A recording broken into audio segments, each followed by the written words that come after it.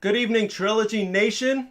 Welcome to Trilogy Live, Season 2, Episode 9. We have special guests tonight, Jeremy Rusco. We're going to bring him on in a minute and ask him some questions and learn a little bit more about him. If you have questions, make sure you put them in the comments. Now is a good time to get some questions in there and see what more we can learn about him. As always, share the stream, share the video. Let's educate the Trilogy world, everything there is to know about it and why it's the best that's out there. So with no further ado here, let's bring Mr. Rusco in. How you doing, Jeremy? Hey, doing fantastic. How's Scott this evening? I am doing good. So it's Thursday night. Normally I think the weekend is around the corner, but I really feel like every day is the weekend at the moment, or every day is a work day. For about the last month, I haven't really been able to tell the difference between a normal day and a weekend day. They pretty much are the same thing.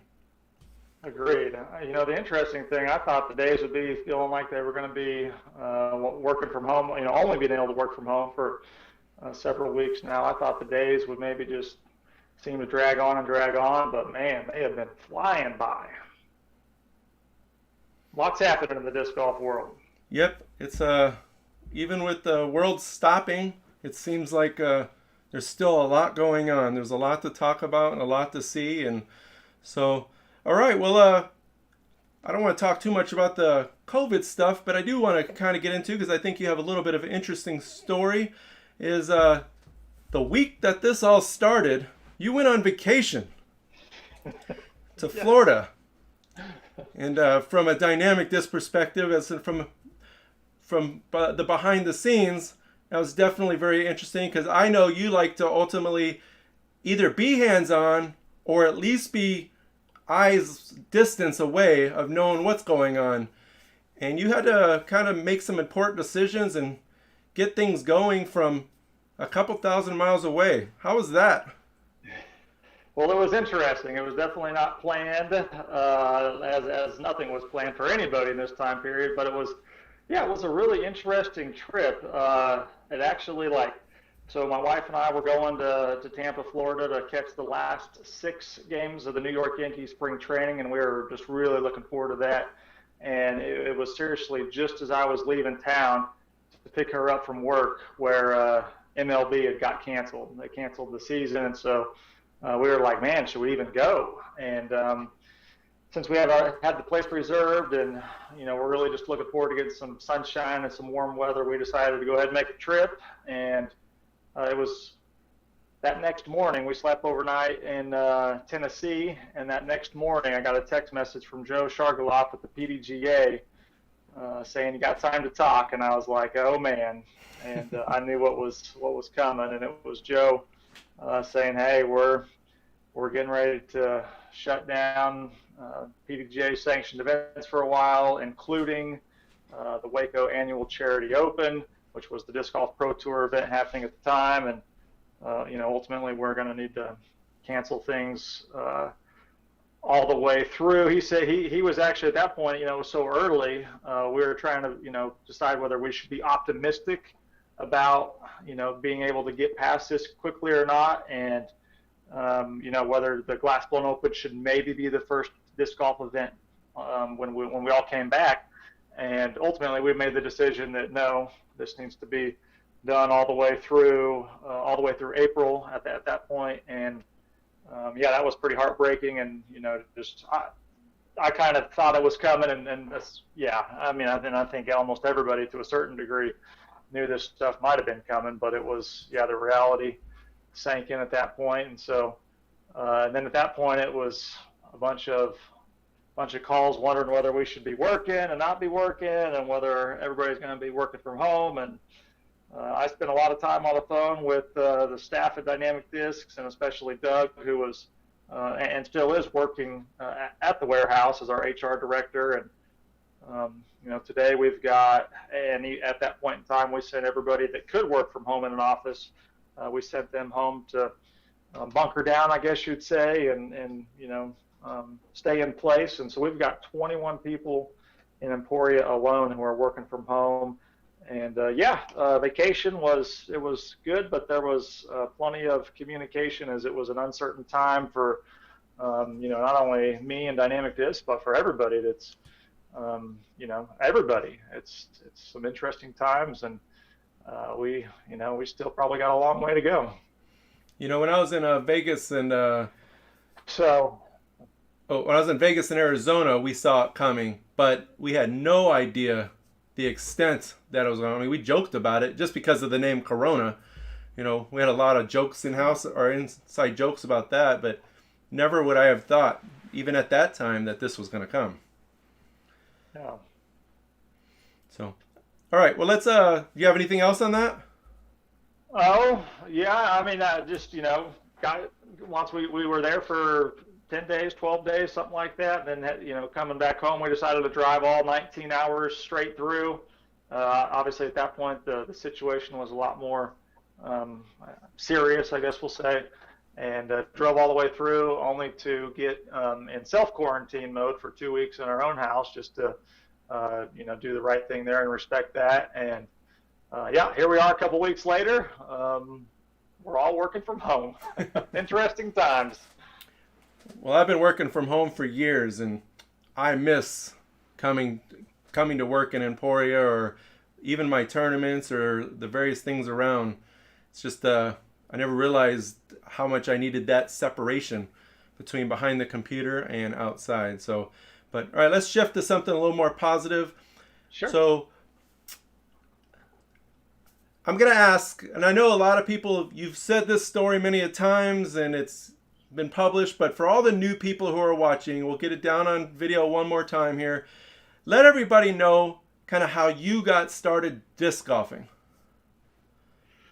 Well, I got started disc golfing, and I think it was about 2002. While I had just graduated high school, had moved on to Fort Hays State University on a football and track scholarship, and one of the football players had he played disc golf. He was from Hays, raised in Hays, and as we know, Hays has a rich disc golf history and just a really historic course, and a great disc golf scene. And anyway, we went out and played disc golf, and man, I was hooked. But between football, track, school, there wasn't a whole lot of time to necessarily play a lot of disc golf at that time. But I enjoyed it, loved it, and got out whenever I could. And a couple of years later, moved to Emporia State. Funny thing about that is that's where I might have picked up, not where I might have, that's where I did pick up which is a whole other long story, but that Kansas Disc Golf Association towel, where we might have found some of the inspiration from the first logo that was put up on the eBay store. Did you hear me ask Eric that question in his interview?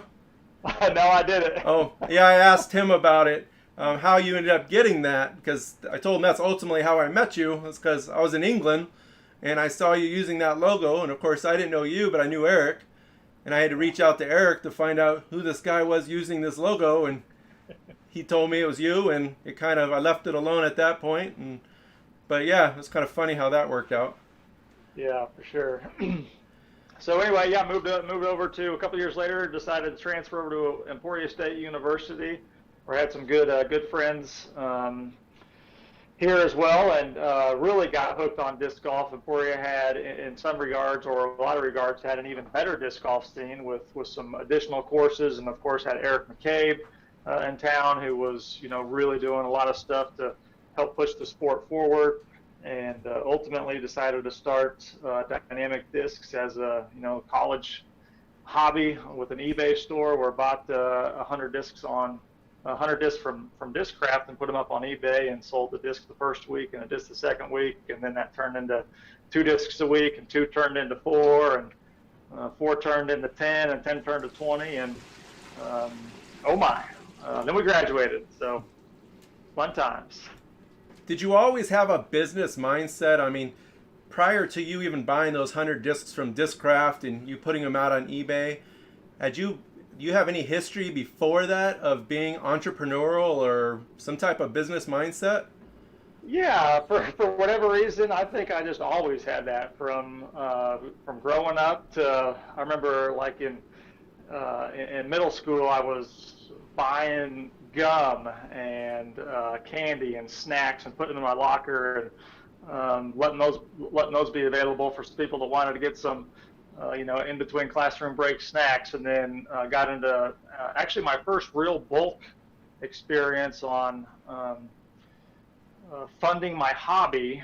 I got into paintball in middle school, and I had quickly found out that if you bought a whole bunch of paintballs at once, you got a pretty good discount. And then what I ended up doing there was a lot of my friends were just buying paintballs at Walmart, the morning before we'd go play paintball, and they were overpriced, and they weren't quite the quality that you could get when buying in bulk. And so I ended up giving them the same price as they would get at Walmart, but they were getting a better quality paintball, and that essentially funded my paint or my paintballs, and so I guess you could translate that over into how I got DynamicDiscs started, and how that funded my disc golf passion. And then there was also I had a mowing business. I remember my dad dropping me off at different houses or different yards across in town, and dropping me off with the mower, and I'd mow the yard, and he'd pick me back up. This would have been before cell phones, and he'd pick me back up, 45 minutes later, an hour later, or whatever. And so, yeah, I was just always wanting to find some way to do something and have fun. And probably got a couple other stories in there, but I guess we'll leave that for now. And moving on to Emporia State University, I really didn't know what I wanted to do in college or after college. And when I was at Hayes, I was kind of taking a lot of general education classes, but I was also in the GIS program, or I think it was Geographic Information System program. And I believe that if I would have stayed there and carried on, I would have ended up at probably Garmin in Kansas City. But after transferring to Emporia, I got into the business program at Emporia State University, and ultimately ended up getting my bachelor's in business administration. Okay. So do you remember, is there a specific time, or do you remember when you were doing started the disc golf business, and you were doing eBay, and you're buying and buying, eventually you brought on Chris Wiggins and Clay Hauser, things like that, Searle. Do you remember at what point that you kind of decided that, what, this is what I want to do, or this is a legitimate business that I want to see what I can do with it? Yeah. Man. I don't even know if you know this one, Scott, as long as we've known each other, but well, I guess there's almost two sides to this. One, I was doing some summer work for an apartment complex, and just to find a way to make a little bit of extra money and have the DynamicDiscs eBay business going, and was starting to sell some stuff. And at that point, had started to find some creative ways to generate some additional revenue through custom dies.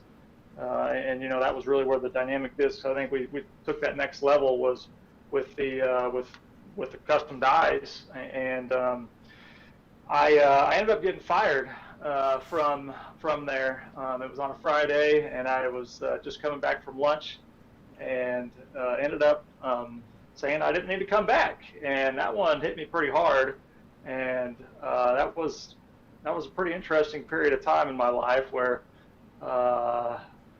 there's people get fired all the time, and a lot of times it's on management to not provide the direction that was needed. And anyway, that was that point where, man, I think I want to try to do something on my own, because that was just a little spark that got me going. And then I remember when I was visiting my girlfriend at the time, Wendy, who's now my wife. I remember I was visiting her, and her roommate's dad was the president of a bank, and he was talking to me about, I was sharing with him about how this stuff was going. And I was working. I was answering emails and questions on eBay, and he was, after he asked a few questions, he was like, this thing is really working for you, isn't it?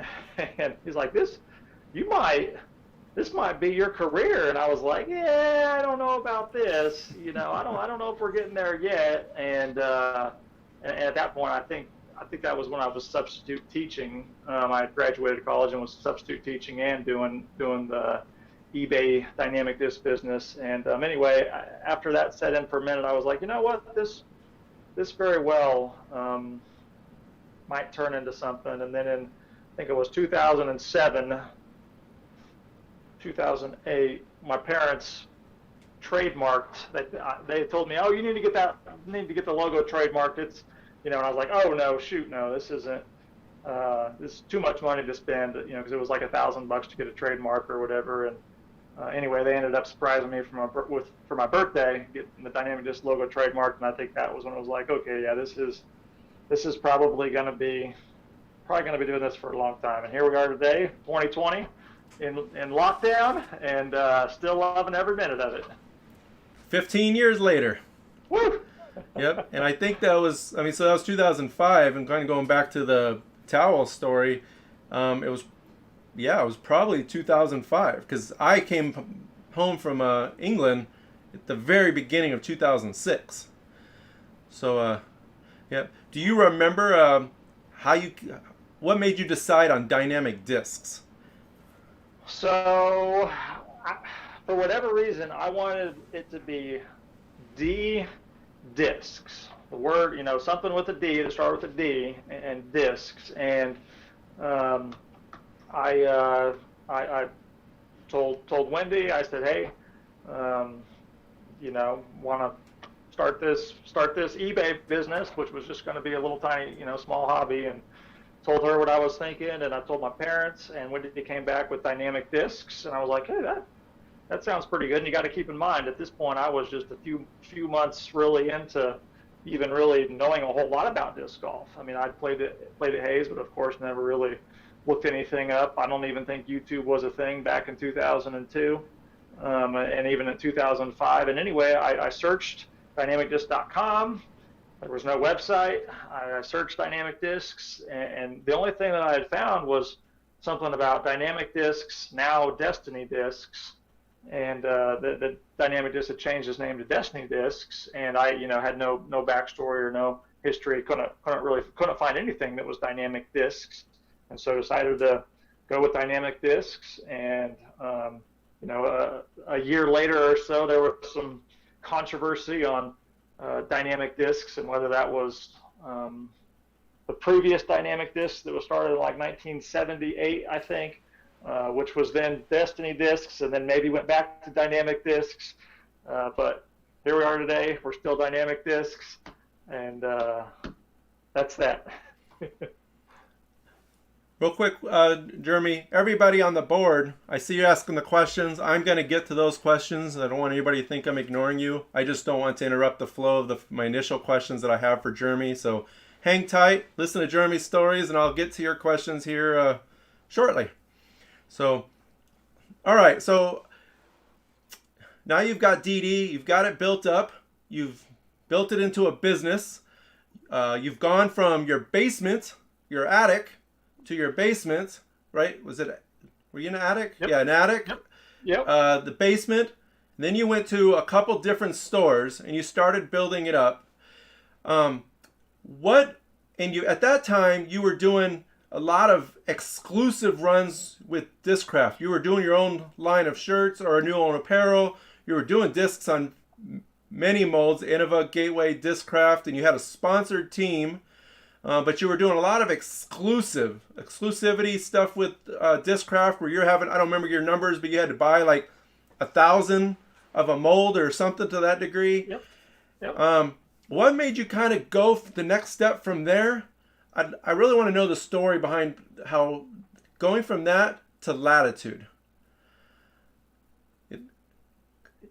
Yeah, so we had a great partnership with a lot of disc golf companies. I mean, I think it was pretty clear that our strongest partnership was with Discraft. We were doing a lot of exclusive runs in partnership with them, and things were going really well. We were sponsoring a lot of their best players, including Eric McCabe, is the flagship player for us, who obviously went on to win a 2010 World Championship. But as stuff progressed there, and as other companies were noticing what we were doing, I mean, 1,000 discs, especially back then, 1,000 discs was a lot. It was a big investment. Two, it's a lot of plastic to move, and as a small retailer, that's not necessarily easy to move. As things progressed, other disc golf companies were reaching out to Discraft and saying, "Hey, we want to do the same thing," and all of a sudden, there were some changes that were made. One, we couldn't put our logo on the discs, which was a little frustrating. Pricing went up. Those special runs started getting offered to other companies who were able to split those up, and it just made it where it wasn't really. It changed the whole landscape of that custom run, special run, limited edition run for us, and so. Anyway, I just kind of felt like the things were changing there, and I get that on Discraft's side. There's, they got to answer to a whole lot of people, a whole lot of retailers, and things are going to change, and ultimately they did change, and there were just some other things with other manufacturers where we kept hearing no, we can't do that, no, we can't do that, or yeah, no, we can't do that anymore, and I understood that, yeah, it's. And I see that even more today, in the position that we're in, that you can't say yes to everything. And so essentially it was hearing no and no, or terms changing, where we realized that we thought we had a lot of good ideas, and some of them were good and some of them were bad, but we were motivated, we were passionate, we were driven to grow disc golf and grow the business, and we were working our tail off. I mean, we just worked and worked and worked, and that's all we wanted to do. And it was, we realized that we just could only do so much without having our own discs, that we controlled the production in most regards, the stamps, everything around it, what we wanted. And so a conversation with Latitude 64 helped open my eyes and our eyes to the fact that they were really motivated to form a partnership with somebody that was in the United States and that was, very involved. And we were obviously at that point, we were the only disc golf company that had 2 RVs that was out there putting on tournaments almost every weekend. And we had Steven Story touring the entire United States, pushing disc golf and DynamicDiscs. And it was clear that Latitude 64 had the highest quality, most consistent product on the market. Disc golfers wanted that plastic, and we were seeing that as we were selling a bunch of different brands on the RV, we were noticing that people were gravitating to Latitude 64, but the price point was a touch higher, and there just wasn't as many molds back then. And if you think about like the good molds back then, it was like Vision and Bolt and Trident and Striker, and things changed and evolved, but people wanted that product. And anyway, we after some discussion and negotiation and a lot of back and forth and a lot of thought, it was a pretty complex, the most important and biggest decision we'd ever made. And at the end of the day, it was the right decision. We had to calculate a lot of different variables. We were worried about all kinds of different scenarios, and thankfully, I had not a lot, but I had a couple of smart individuals. You had mentioned earlier, Clay Hauser and Adam Searle, and Chris Wickens was there helping out, and a couple others. I mean, we had to do a lot of thinking, and we've got an amazing partnership that was all formed on a handshake agreement back in 2012, and we've still got a handshake agreement in 2020, and obviously the amount of business and the volumes that we're doing now are significantly different than what they were back in 2012. Well, I'm very grateful, and I remember when you were going through that process, and I don't know if you remember, but you even called me. I was running the Dynamic Disc store in Kansas City, and you asked my opinion on it, and we're talking about it. And then all of a sudden, you came back one day in the airport. We had dinner, and you presented us all 4 molds and basically said, this is happening. This is what we're doing. And we're like, I think it was me, you, Searle, and Pete and Eric, I think were the ones that are there. And we were all kind of like, all right, let's do this. And I remember for me being a big moment because that night was the night that I decided that I was going to be the largest dynamic disc collector, because I had those first 4. Prior to that, I was a big collector. And from that, I've picked up and grabbed just about everything. I mean, I've slowed down in some cases over the years in certain things, but that was a pretty big moment for me. Even so, I've kind of talked to people before about how things in our sport are so small and tight niche that something like your decision to become a manufacturer changed the lives of so many people. I mean, you've got, like me, you've got people like Derek Brookard and Earl Young who have businesses based just off of the 3 brands. You know, you got the RVs, the stores, the mass amount of employees, all the different things that we do. So, yeah, I would say it was a pretty good decision. Well, you know, Scott, I remember you specifically telling me that you were going to be the biggest, you know, the biggest collector for dynamic discs, and I was thinking, man, you're crazy. I don't, you know, like, and early on when, you know, the new stuff would be coming out, you had a very specific plan. You knew you wanted one of everything at a minimum, and you knew that in 5, 10, 20 years, this stuff is going to be almost impossible to get. Because we know how the collector market works and how things just disappear over time, and it's hard to find things, and the value goes up tremendously. And I think it was about a couple of years later, I still thought you were crazy. And a couple of years after that, I still thought you were crazy. And then when you and Derek put together the Dynamic Discs History Museum, and if I said that incorrectly or that doesn't make it sound proper, correct me, but the glass blown open when you guys and you set up the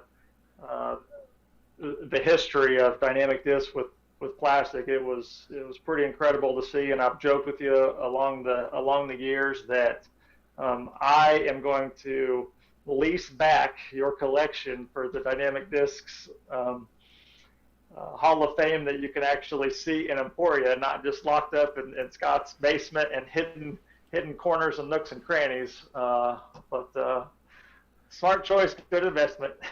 It's available anytime you want to come see it.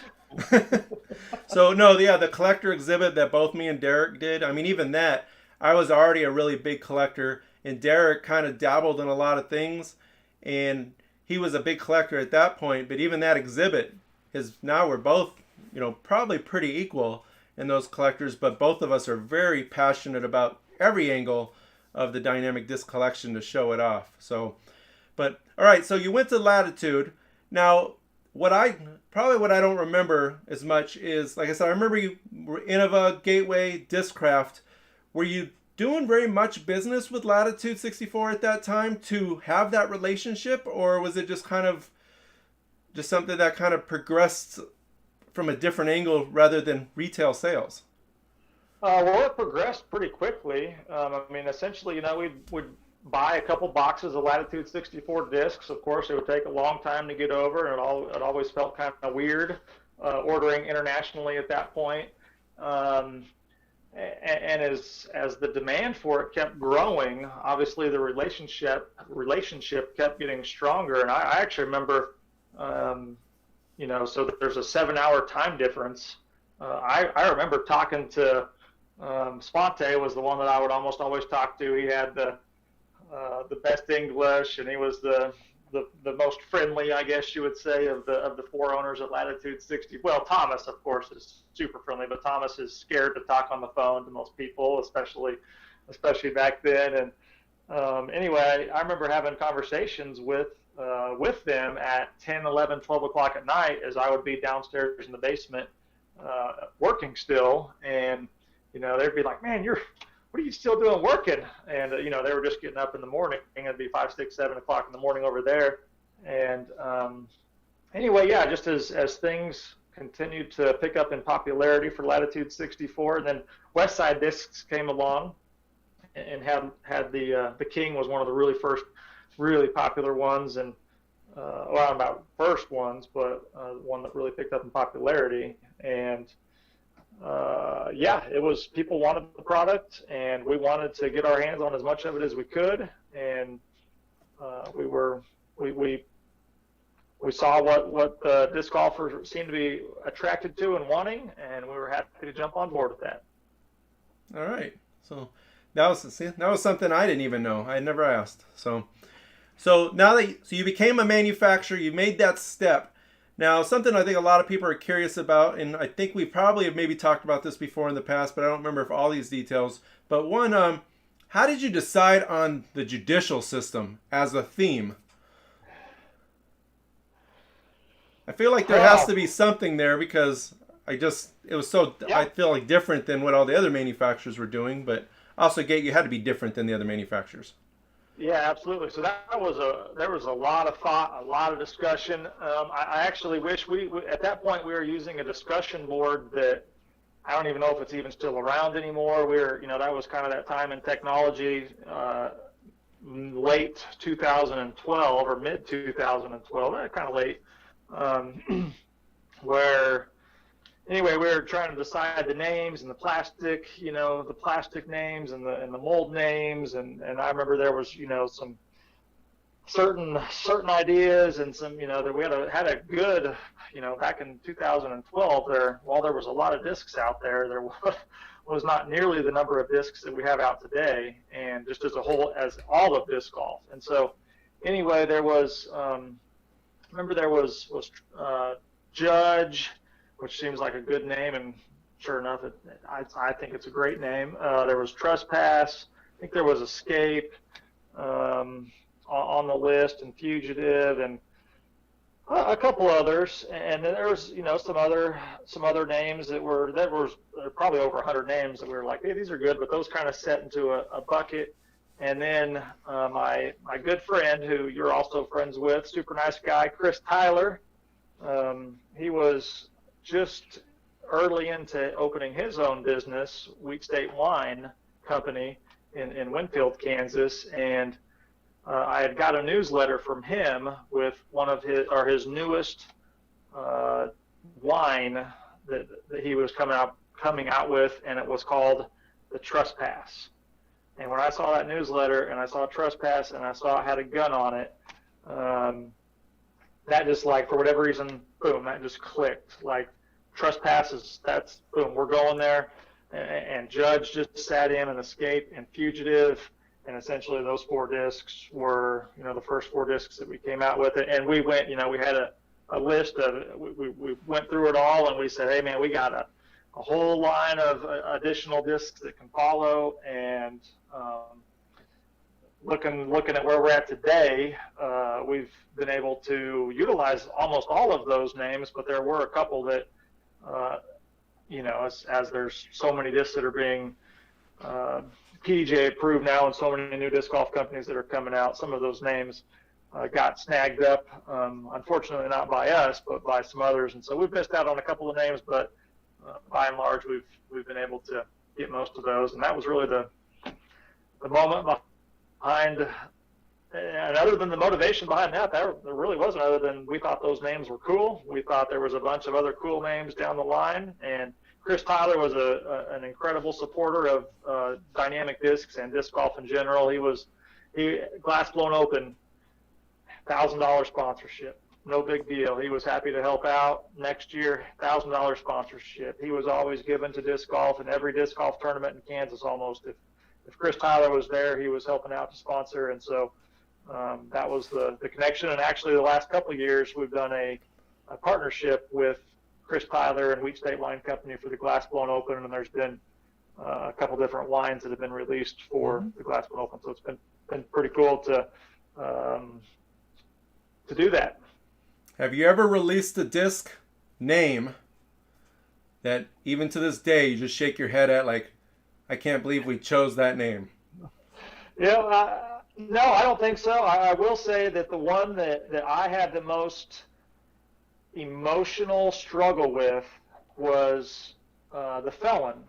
I was I was really against the Felon as a name, just because I was really concerned about, I mean, there's already some people that choose to not support DynamicDiscs because of the naming theme. And while I think it's just a very select few that choose that, that was one that really concerned me. And I think I'm almost positive I would have asked you what you thought. And there was, the crew of people at DynamicDiscs at that time thought that name was going to be okay. And I think if we look forward, if we fast forward to today, when I hear the word Felon, I definitely don't think of anything bad, and it's a disc name, and obviously the close ties with Eric Oakley and the Felon are, I think those two go hand in hand, and I think it's been a fantastic disc for us, and that's that. It's probably one of the most popular discs in the lineup. Yeah. I mean, it's definitely up there, and of course a lot of that has to do with Eric Oakley pushing it all the time, but a lot of people love it, and it's a very popular disc, so that's probably a good choice, good name. So yeah, I'm okay with it today, and ultimately I was okay with it then, but it took a lot of convincing to make me feel like it wasn't going to be a problem child for the name. Right. So now you have this relationship with Latitude 64. I mean, they're thousands of miles and an ocean away. So when we come up with these new molds, and you're deciding, so every year, you're choosing your whatever couple molds, each manufacturer, those are choosing a mold or two, depending what you're doing.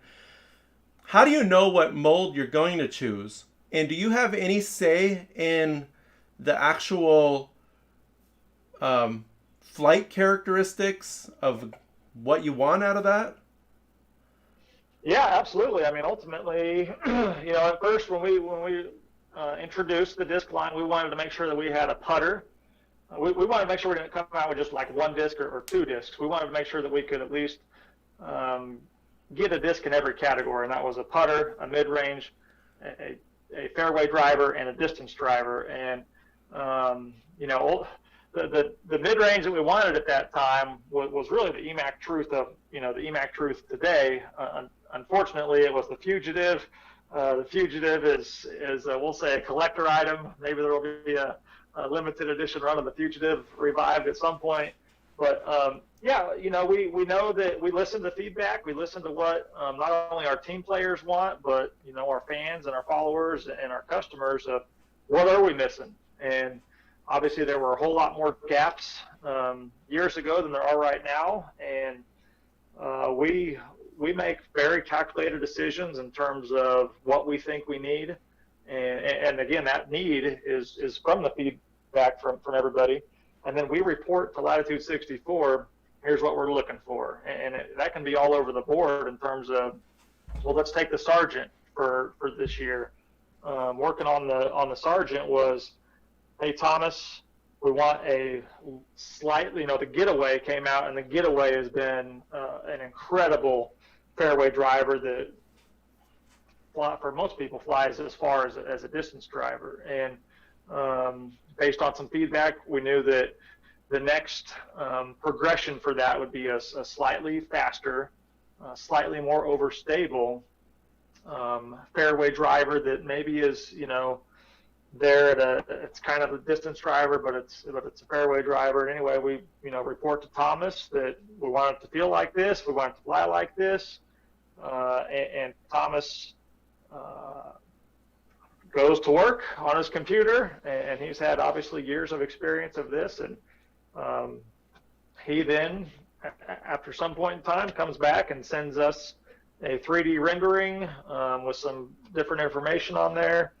And he says, I think this is going to be great, or he says, I'm not so sure that, but we're going to try. Actually, he says everything's going to be great. And it's really, that's the moment when it really is like, man, this is super cool. Like when he sends over those 3D renderings and we say yes, and then at that point, we usually have the name when we send it over to him. Sometimes we don't quite have the name decided at that point. But, when he sends it off to the mold maker, we make sure we have a name for the disc because it gets engraved that's done in the mold engraving from the get-go, and then they get the mold back a month or 2 or 3 later, put it up, run a very small number of prototypes to send over to us. They test them over there, and there's actually been some discs that have been tested over there that have had to be retooled once or twice, or even I think 2 retoolings. Maybe there's been a third that's been the most, but the couple that really stand out were the Outlaw was like probably one of the first ones, which was actually then turned into the Enforcer, because Legacy got the Outlaw name, and that was again, we had the Outlaw already engraved on the disc, but they had said they were coming out with the Outlaw. And fast forward to just this last year, the Vandal, we had a very similar situation. We worked, thankfully, with the Rico brothers, we worked a deal where, because we had already had it engraved, we worked a deal with the Ricos, and they let us keep the Vandal name. And actually, I need to send that story over to you, because that's probably a pretty good piece of the DynamicDiscs history. And anyway, if they like it and they think it flies like it should, they'll send them over. We'll test them out here, and we'll give them the green light and plan for production. And a few months later, depending on it could be a couple weeks later, we could have a full production run, or it's usually a couple months later because the cost of air freight is so much more than it is to send them over by ocean. Well, I'm glad you got the Vandal, because I'm sure you already know it, but I'm a huge Vandal fan, so which I've also joked that since my position has come on with the USA and PC, and then doing it with the exhibit. If you notice now, we have Lucid X Vandals and Moonshine Lucid X Vandals. Yep. There's a little personal touch on some of those. So, all right. So here's a question for you. If you don't know or you can't answer it, just let me know. And this is probably something only me, you, Derek Brookert, a couple might even have a clue about. But you were mentioning that when you send a mold off, or you send the request off, you put the name in, so they put it in the initial tooling. Well, you have a prototype warrant that a lot of people don't know about, which I don't even know if you've been corrected. Those pink ones you have are warrants, not evidences. But they are not tooled. Any idea what happened with those specific discs? Why those ones were made without tooling? Probably just Thomas having too good of a time over there, and forgetting, or maybe we didn't even have the name at that point in time. I wish I remembered, but my gut tells me that it just got forgotten about when it got sent to the mold maker, and they produced the mold and came back. And you can always change it and adjust it later. It costs some money to make that happen, but that would be my guess, and I wish I knew the full story. Yeah, so I mean, sometimes those are just interesting things that fall. I mean, So I had gotten, I think, 2 of those from Dixon. So that's kind of how I knew about them. And then when you showed them to me as an evidence, I was excited that there was another one. So I saw Derek Savory, and he had a couple of them. And me and Brooker talked about it, and I did some comparing, and I was like, no, these are definitely the warrant. And so me and Savory looked at them, compared them, and even Savory then came back and said, oh yeah, those are very much the warrant.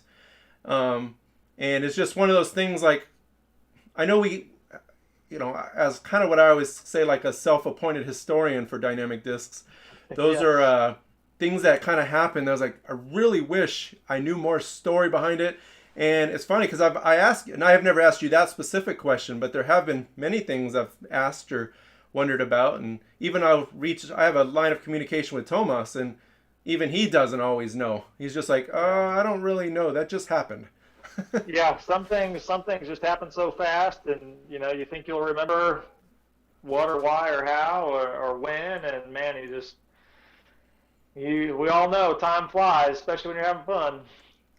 All right, so one of the questions that I have up on the board is kind of adding into my next question, but he was asking if we're ever going to get 130 to 150 gram discs. So then my question that I was going to go with that is, how much say do we have in production schedules? So as far as choosing when I know we get limited, like with air plastic, and sometimes it takes us a while to get recycled or various things. And Latitude's building, and they're trying to keep up with demand. So I mean, I know they have the ultimate say, but I guess, do you have a say in the production, or is it pretty much this is what I want, and they're say this is what you're going to get? They told me from day one. That was actually a lot of my concern was, can you guys keep up? Will you guys keep up? Will you just produce your stuff and not our stuff? And I had known at that time, this is back in 2012. I knew that Discraft was having. I mean, DiscGolf was growing so fast. Their brand was growing so fast.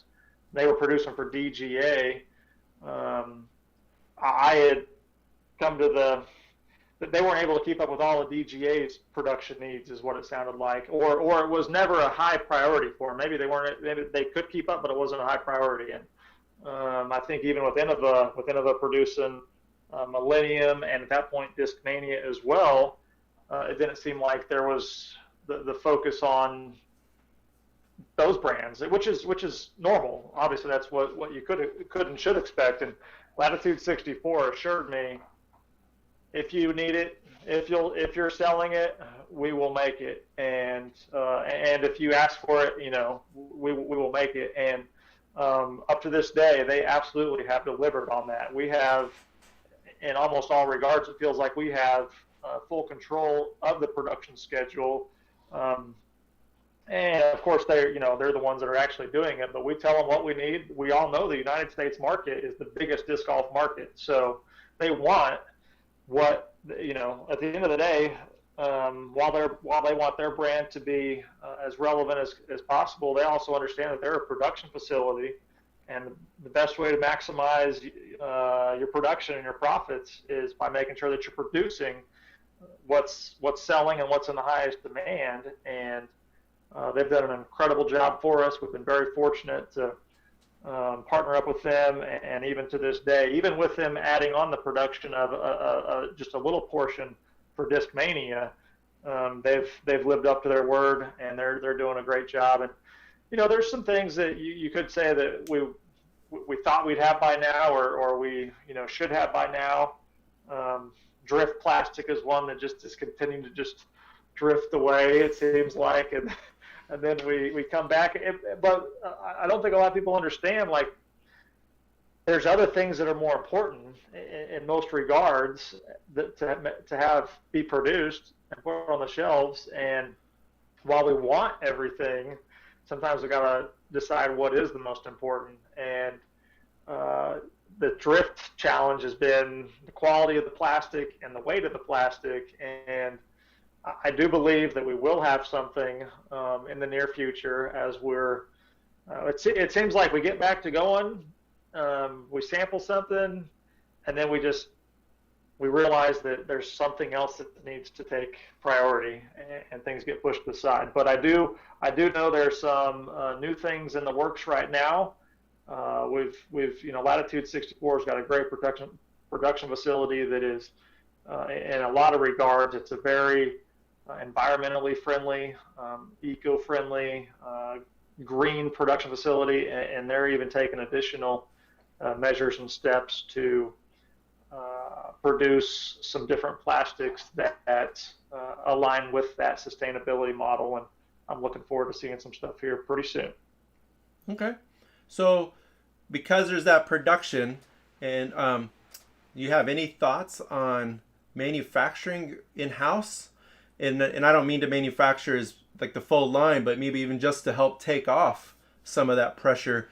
Maybe even just the big box store kind of stuff, or just lightweight stuff, or easy to use. Is there any thought of that? Yeah, I mean, those discussions kicked up, I think, about 2015 or so. They were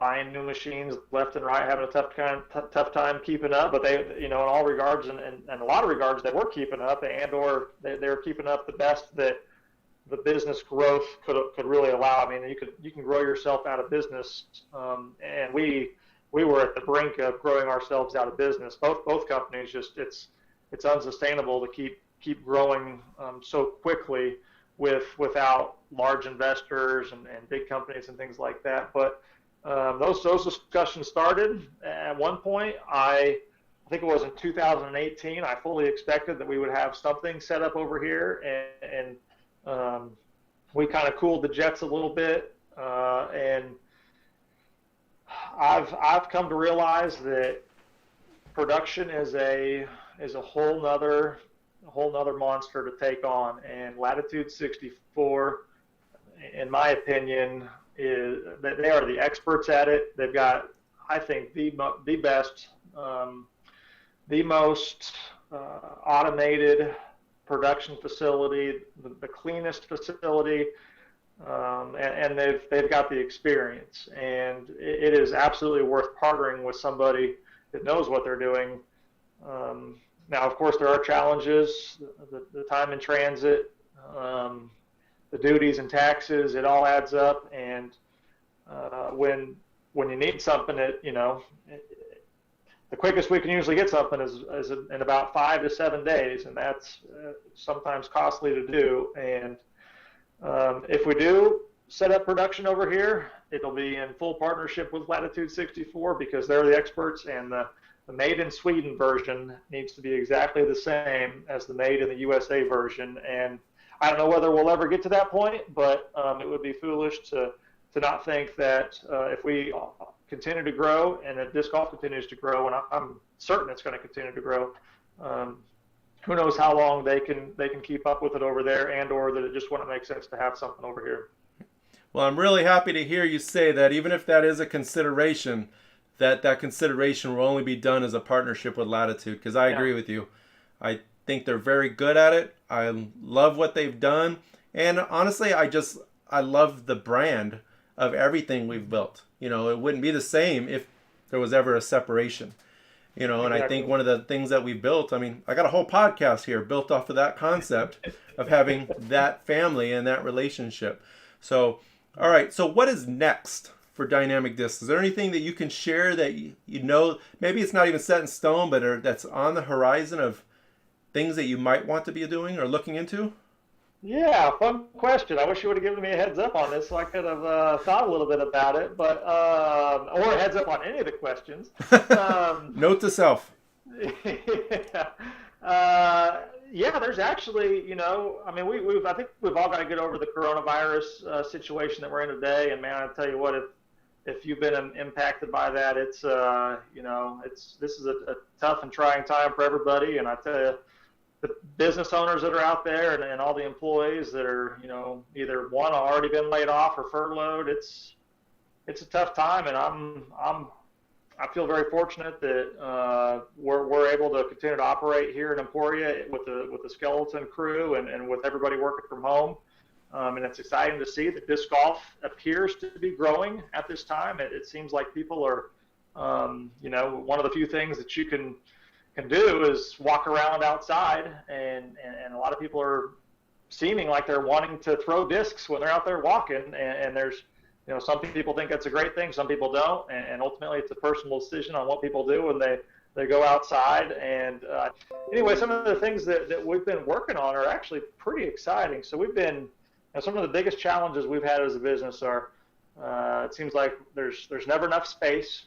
And you can remember back to those different buildings and even houses where it seemed like every couple of months we were outgrowing space. Well, we've outgrown our space here in Emporia, not only at the warehouse, but at the retail store. And we're working on plans for a new warehouse. I've been working really closely with the city of Emporia and the Ignite Emporia campaign, and I'm very optimistic that within the next year and some change, maybe there's going to be a new DynamicDiscs warehouse that has the proper offices that we need, the proper media studio that we need, the proper warehouse space that we need to run an efficient operation. Right now we're operating out of a 20,000 square foot warehouse with the offices, 14 shipping containers, a building across the street that we're renting from one of the businesses that is kind enough to give us a very reasonable price on some of their open warehouse space. And by the time you open up the shipping containers, by the time you go across the street 10 times a day, it seems like by the time you load the trucks without a loading dock and unload the trucks without a loading dock, we are, we're very fortunate that we're able to operate the way that we are, and we're doing a great job. But man, we've increased so much of our efficiencies by having that proper warehouse space and bigger warehouse space. And so that's on the horizon, and I'm really hoping that we can make that happen. And one of really the only way I see that happening right now is with that support from the city of Emporia, and I'm just really thankful that they're willing to find creative ways to help us make this a reality. And then the other thing is, the DynamicDiscs retail store. I think it's the best disc golf store in the world. I might be a little biased, but I think it's an incredible store. And you walk in, and man, there's just so much disc golf product. But we're out of space in there, and if you look at the side of the building, the brick is falling off. It's an inefficient building. It's old. It was great when we got it. It's actually bigger than we needed when we got it.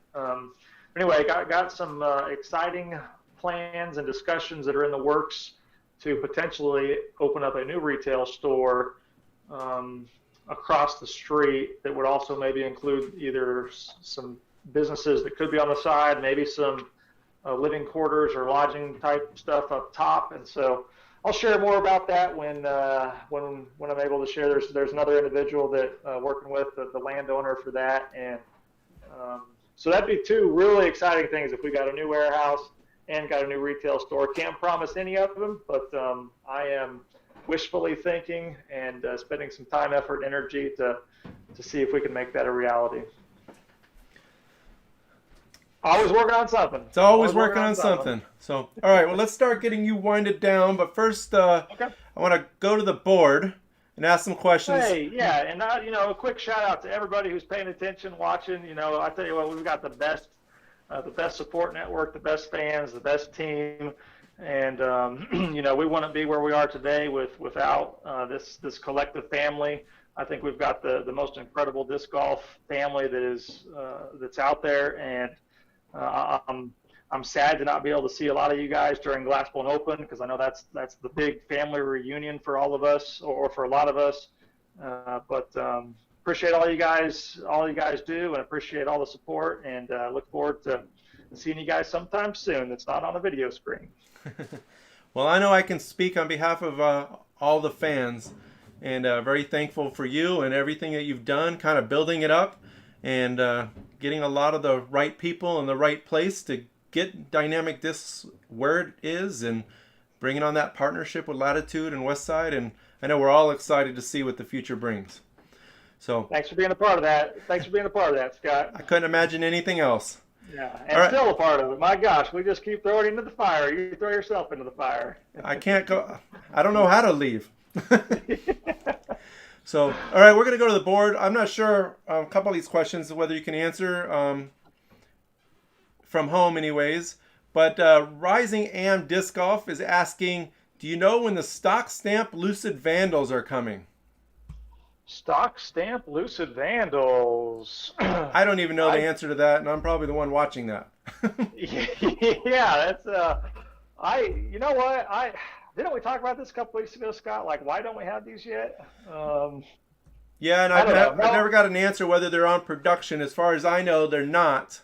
The only answer I've got is we're trying to thin out a few of the Trilogy Challenge ones left that we have. Buy those up, and they'll be ready tomorrow. Yep, and they're nice. I like them. So, all right. Lost my place. Same Rising. Just so you know, I'm making a note to follow up. I'm almost positive those have been produced, and I would expect they're going to come sometime soon. But I'm going to follow up and make sure that does happen, because that is something that we need to have. Well, I know we've had them on the TFR order form as a custom stamp, because I've done a couple custom runs of them. I'm not sure if that's the same production run as the Trilogy ones or after the fact, but Rising Am Disc Golf would also like to know when you're going to come out with an in the bag video. Or in the cart. My bag's over there. Actually, you can tune back into one of the DynamicDiscs updates with Jeremy Rusco, and it's when we're talking about the retired molds. And so I should know. That would have probably been like July or August. Just look for the one with the retired molds, and I actually go through my bag there, and my bag hasn't really changed a whole lot since then, and I haven't even played a lot of disc golf over the last 4 months because I'm not a cold weather disc golfer, but I'm going to get back out there. What's the newest disc you've put in your bag? Oh, that's depressing. Probably the Getaway? The Getaway and the Gatekeeper. Okay. Both great discs. And I don't throw distance drivers or else I'd have the Raider in the bag. And I do think that I will have the Sergeant. And the Vandal. I've got the Vandal in there. I love the Vandal. Okay. So I like the Raider, but I like the Air Raider. Otherwise, it's too much disc for me. But the Air Raider, I can control a little bit better. Yeah. So the lighter. I know we don't officially have an Air Raider, but the ones that were made with the Air in the 160s. So, all right, another question. And I'd be curious to know this answer, but since the Trilogy Challenges will need to be postponed, which we don't know 100% yet, but will need to be postponed, if they get postponed, will you release some of the discs so they can still receive them in May?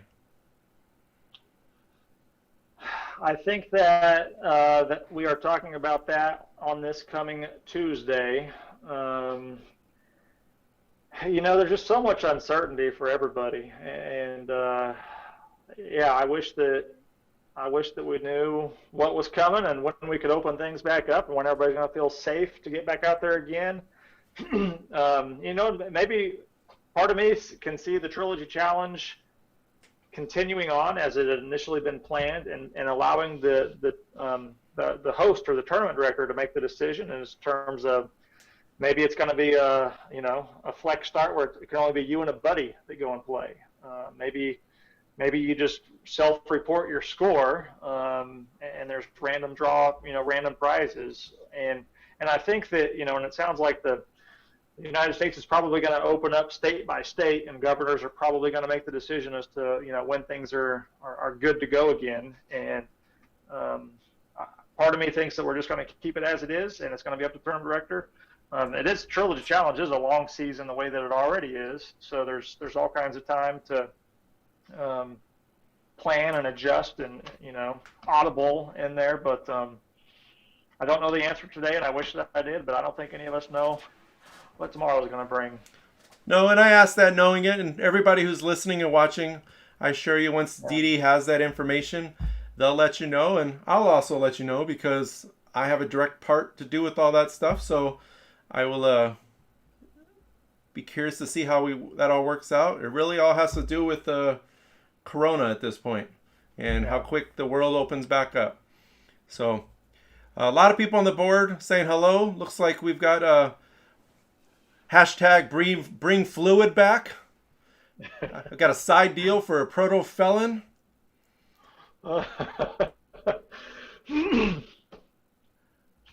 Fluid plastic, I think the raw material is no longer there. I could see at some point there being a few very limited runs, but right now we're having a hard enough time keeping up with the basics, which is good. Yeah. And bad. So Derek Brookert is on here telling me to tell you that he will run the Drift exclusive custom run. So that might be your chance to get the Drift out earlier than you want to. It's going to be drifting away. Right. All right. Let's go through these comments real quick.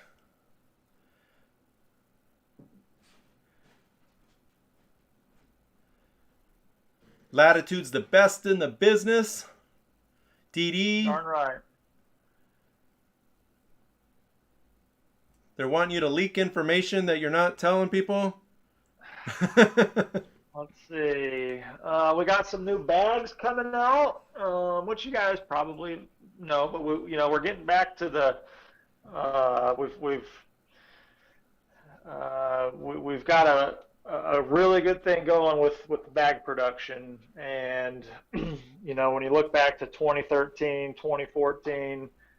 2015, there was a lot of limited edition, not really limited edition, just there was a lot more variety, short runs of bags, and we are getting back to that. We're really excited to be able to bring these bags over where there's only, limited numbers of them. And so anyway, you guys are going to be seeing a fresh new bag lineup in frequency from, I think they show up maybe next week or the following week with some commanders, and then we've got some rangers and snipers following, and that's going to be good.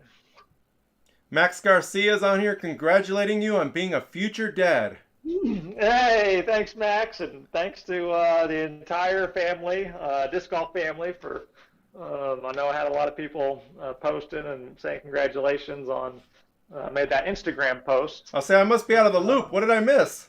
I know this whole interview. I don't know this part. Yeah, well, my social media time has been I have not been on social media very much for really actually since I went to Florida. But yeah, on Easter Sunday, Wendy and I posted and shared the good news about the newest addition to the Rusco family, which is going to be a baby boy in August. So super awesome! Congratulations. Yeah, and in case I know there's a lot of people, I got gray hair, and a lot of people think that I'm like maybe in my 50s or something. I am 36, and my wife is younger than I, and this is the perfect time for us to start our family outside of our English Bulldog. But yes, thank you everybody in the disc golf family. Well, someone with 6 kids and a grandkid, good luck. So, all right. Isaiah Esquivel is asking if there's a story or how did the Defender come to be? Is there anything you can remember about the Defender?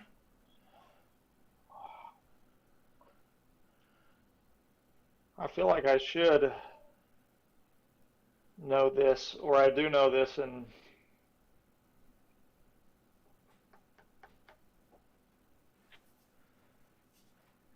it's not coming to my mind, but I'm sure. I can't think of anything that I know of the story as far as, I mean, outside of it just was another mold that we needed to fit in our lineup of discs. Mm-hmm. But he wanted to know, so I asked. Well, thanks for asking. Sorry that I don't know. If we come up with something, Isaiah, I'll let you know. So, all right, that is everything I have on the board. Everybody is saying hello. I really don't have any other questions for you. I've had you on a little over an hour now. So last thing before I let you go here, kind of let everybody know how they can find you. If they need to reach you, what is the best way that they can contact you? Oh, boy. I did prep you for this question. Yeah, you did.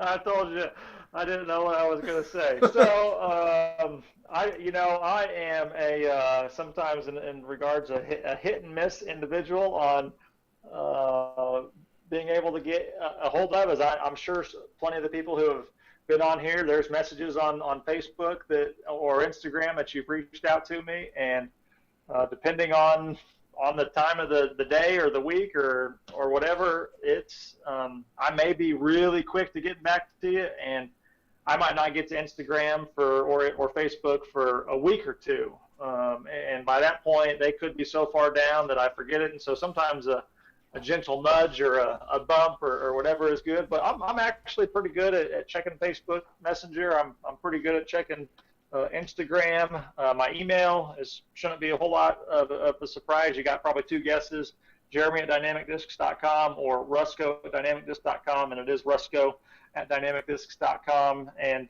ultimately, I am very engaged in my email and have no problem with people reaching out directly to me through any of those facets. All right. So everybody, that's how you know to reach them. In the description of this, the people watching live, you won't see it, but the archive version that will render after this is live. It is all in the descriptions, the basic places, his social media, and where he doesn't have social media, it goes to DynamicDiscs, like YouTube, things like that. So again, Jeremy, thanks for spending your evening with us. Congratulations once again. Thank you.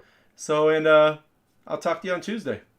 Hey, Scott, thanks for all you do. I tell you what, it's been fun knowing you throughout, almost the entire existence of DynamicDiscs. You've been a great friend.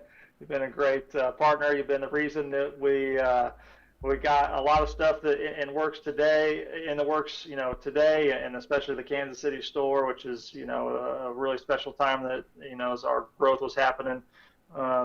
Really appreciate everything you do. And again, to the entire disc golf community and Trilogy family, thank you guys. Hope you guys are staying safe. Get out there, get active, play disc golf when you feel the time is right, and we'll check you guys on the next one. We'll see you. Catch you later.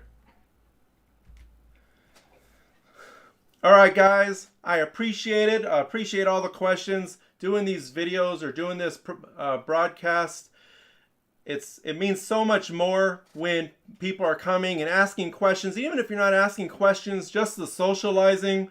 So I hope you guys have enjoyed it. I've seen a lot of new names that are on here, and I know we had Rusco on here, which is extra special, but every week right now I'm trying to get Tuesdays and Thursdays of doing the podcast with somebody from the Trilogy family, and the goal isn't even always to be a team member. So if you've got something to say or you just want to come on and talk, send me a message. I'd be glad to bring you on and do a little interview with you as well. You see the questions I'm asking. It's just very basic stuff about, how you got started and little things that I come up with. A few people like Eric and Jeremy, I know a little bit more detail that I can probe a little bit more.